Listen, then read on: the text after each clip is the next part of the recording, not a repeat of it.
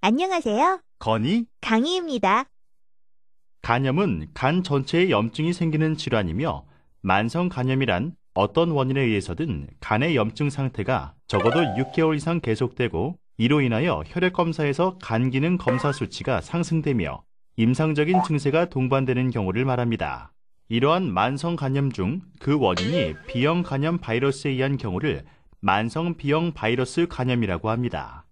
우리나라 만성 간염의 60에서 70%는 B형 바이러스 감염에 의해 생깁니다. B형 바이러스 간염은 우리나라에서 발생하는 간암 원인의 많은 부분을 차지하고 있습니다. B형 바이러스 간염의 임상 경과는 B형 바이러스 감염에 걸리는 나이에 따라 다른데 신생아 때 걸리면 임상 증상 없이 70에서 90%가 바이러스 보유자가 되고 1에서 5세에서는 30에서 50%, 성인은 4에서 8%가 바이러스 보유자가 됩니다. 이러한 바이러스 보유자 중 일부가 성인이 되어서 만성간염, 간경변증, 원발성 간암으로 이행되어 사망하게 됩니다. 복균자는 다른 사람에게 감염을 시키는 감염원이 되기도 하므로 B형 간염 바이러스의 복균율이 6% 정도로 높은 우리나라의 경우에는 만성 B형 바이러스 간염의 관리와 예방이 매우 중요합니다. 만성 B형 바이러스 간염의 원인은 무엇인가요? 만성 B형 바이러스 간염은 B형 바이러스에 감염된 상태입니다. 이는 몸 안에, 특히 간세포 내에 B형 간염 바이러스가 있다는 뜻입니다. 혈액 검사에서 표면 항원이 양성으로 나타나면 이 바이러스에 감염된 상태입니다. 예전에는 B형 바이러스 간염 엄마가 분만 시 신생아에게 감염시키는 것이 B형 간염 감염의 중요 경로였으나 B형 간염에 대한 예방접종의 실시로 현재 많이 줄어들었습니다. B형 바이러스 간염은 바이러스 복균자의 혈액이나 상처, 정액, 질 분비물 등 접촉을 통해 감염되는 것으로 알려져 있습니다. 또한 B형 바이러스 간염 복균자의 혈액을 수혈받을 경우에도 감염됩니다. 그러나 식사를 같이 하거나 학교 생활을 같이 하는 등 일반적인 신체 접촉이나 일상생활을 통해서 감염되는 일은 없습니다. 만성 B형 바이러스 간염의 증상에는 어떤 것들이 있나요? 증세는 거의 느끼지 못할 정도로 경미한 사람부터 일상적인 생활도 하기 힘든 경우까지 매우 다양합니다. 일반적으로는 병이 한참 진행된 후 증상이 나타나는데 증세는 피로감, 우상복부 불쾌감, 식욕 감퇴, 구역질, 허약감, 발열 등이 있으며 병세가 악화되면 소변색이 진해지면서 황달이 생길 수 있고 복수, 토혈 혹은 의식 혼탁 등도 나타날 수 있습니다. 환자가 호소하는 증상이나 징후는 간 기능 검사의 이상 수치와 꼭 비례하지 않기 때문에 병세의 판단은 임상 경과, 진찰 소견 및 여러 검사 소견을 종합하여야 가능합니다. 만성 간염은 증상의 악화와 완화를 반복하며 이러한 경과 중에 일부 환자는 간경화로 진행이 되기도 하고 간암이 생길 수도 있습니다. 따라서 만성 간염의 치료도 중요하지만 이러한 합병증의 발생을 조기에 발견하여 대처하는 것이 중요합니다. 만성 B형 바이러스 간염의 진단은 어떻게 하나요?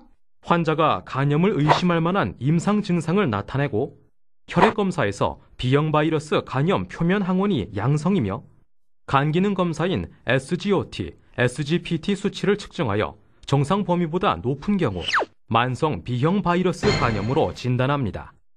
B형 간염 바이러스에 감염이 되었더라도 증상이 없어 건강상의 문제를 전혀 모르고 지내는 수가 있습니다.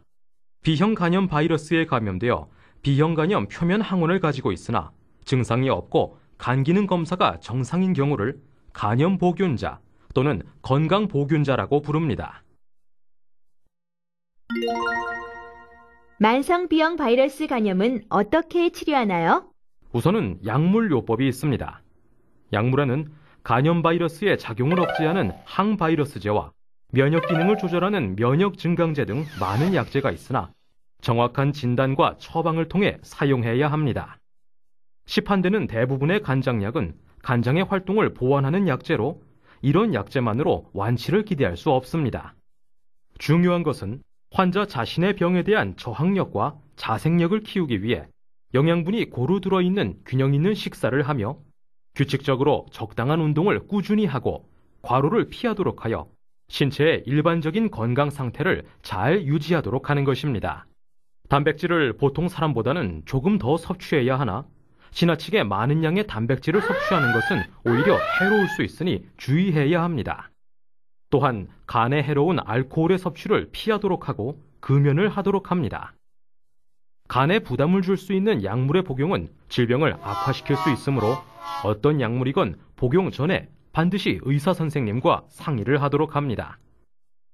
최근 시중에서 언급되고 있는 간에 좋다는 성분 미상의 민간요법 약물과 건강보조식품들은 아직 과학적 근거가 부족하며 실제로 이러한 약제 복용 후 악화된 간염으로 입원하는 환자들도 있습니다. 따라서 효과가 있다는 민간요법과 약제라고 할지라도 간에 이롭다는 확실한 근거가 없다면 복용은 삼가하시는 것이 좋습니다. 만성비형 바이러스 간염은 어떻게 예방하고 관리하나요? 만성 간염은 꾸준히 잘 관리해야 하는 병입니다. 만성 간염 환자는 금주와 함께 간에 무리를 줄 수 있는 약물을 복용하지 않도록 조심하고 증상이 악화되었을 경우 그 요인이 무엇인지 찾아 제거해야 합니다. 만성 간염은 간암의 원인이 될 수 있으므로 만성 B형 바이러스 간염 환자나 B형 바이러스 간염 보균자는 주기적으로 진찰과 간 기능 검사 등을 하고 연중 2, 3회 정도 정기적으로 간암에 대한 검진을 받도록 합니다. 만성 B형 바이러스 간염을 예방하는 가장 중요한 방법은 예방접종을 실시하여 면역성을 획득해 놓는 것이 중요합니다. 신생아 및 과거 B형 바이러스 간염 예방접종을 받은 적이 없는 소아 및 성인은 모두 예방접종을 해야 합니다. 산모가 B형 간염 바이러스 보균자일 경우에는 출산 시 신생아가 감염되지 않도록 사전에 조치를 취해야 합니다. B형 간염 보균자인 산모의 아기는 출생 후 바로 B형 간염 면역 글로불린 주사와 함께 B형 바이러스 간염 백신 접종을 합니다. 산모가 B형 간염 바이러스 보균자가 아닐 경우에는 2개월 안에 예방접종을 시작하여야 합니다. 모든 감염이 B형 간염 바이러스 보균자로부터 시작되는 것이므로 가족 중에 B형 간염 바이러스 보유자가 있는 경우에는 식구들은 B형 간염 예방접종을 실시하고 항체가 생겼는지를 꼭 확인하도록 합니다. 이미 항체가 생겨 있는 상태에서는 예방접종을 실시하지 않습니다.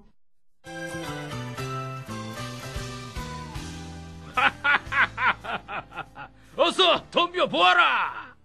나에게 도전하다니 간이 배 밖으로 나왔구나.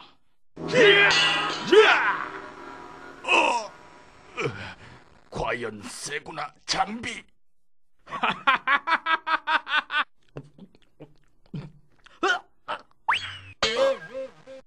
만성 B형 간염 환자에게 음주는 제일 무서운 적입니다. 올바른 생활 습관이 건강한 생활을 약속합니다.